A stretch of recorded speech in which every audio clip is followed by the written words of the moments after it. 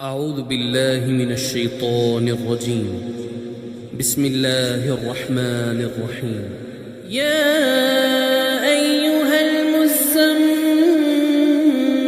قم الليل إلا قليلا نصفه أو انقص منه قليلا أو زد عليه ورتل القرآن ترتيلا إنا سنلقي عليك قولا ثقيلا إن ناشئة الليل هي أشد وطئا وأقوم قيلا إن لك في النهار سبحا طويلا واذكر اسم ربك وتبتل إليه تبتيلا رب المشرق والمغرب لا إله إلا هو فاتخذه وكيلا واصبر على ما يقولون واهجرهم هجرا جميلا وذرني والمكذبين أولي النعمة ومهلهم قليلا إن لدينا أنكالا وجحيما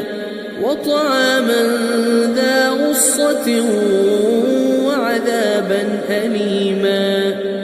يوم ترجف الأرض والجبال وكانت الجبال كثيبا مهيلا إنا أرسلنا إليكم رسولا شاهدا عليكم كما أرسلنا إلى فرعون رسولا فعصى فرعون الرسول فأخذناه أخذا وبيلا فكيف تتقون إن كفرتم يوما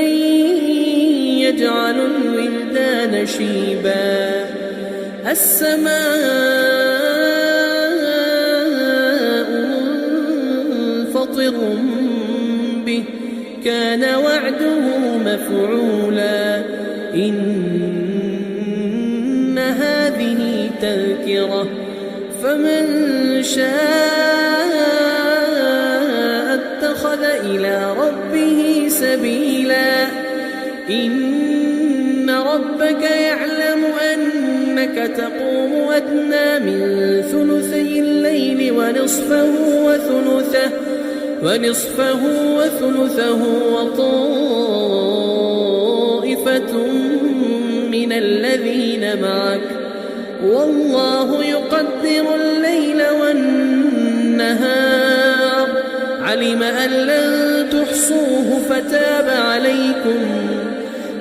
أن لن تحصوه فتاب عليكم فاقرؤوا ما تيسر من القرآن علم أن سيكون منكم مرضى وآخرون يضربون في الأرض يبتغون من